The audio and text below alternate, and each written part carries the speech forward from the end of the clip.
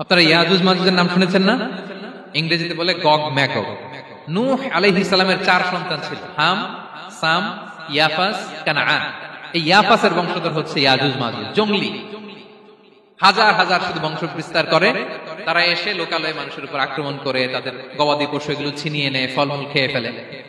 তো যুলকারনাইন বাদশার কাছে যখন বিচার দেওয়া হলো, উনি বললেন ঠিক আছে, তোমাদের ট্যাক্স দেওয়া লাগবে না, তোমরা শারীরিক পরিশ্রম করে আমাকে সাহায্য করো। তো উনি বর্তমানে হচ্ছে এক পাশে কৃষ্ণ সাগর, ব্ল্যাক সি, আরেকদিকে কাস্পিয়ান হ্রদ বা কাস্পিয়ান সাগর, এর মাঝখানে 1200 কিলোমিটার লম্বা মাউন্টেন রেঞ্জ, পাহাড়ি এরিয়া। আপনারা গুগলে দেখবেন।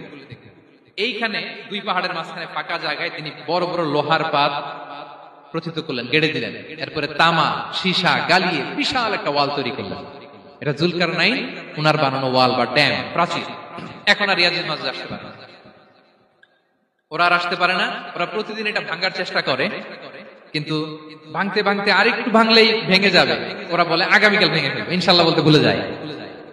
এজন্য এরপরের দিন এসে দেখে আবার এটা আগের মতো হয়ে আসছে। কিয়ামতের আগ দিয়ে ওদের মধ্যে এই ইনশাআল্লাহর প্রেরণা আসবে। তাদের একজন বলে উঠবে, আগামীকাল ইনশাআল্লাহ আমরা এটা ভেঙে খান খান করে দেব, ঠিকই ভেঙে ফেলবে।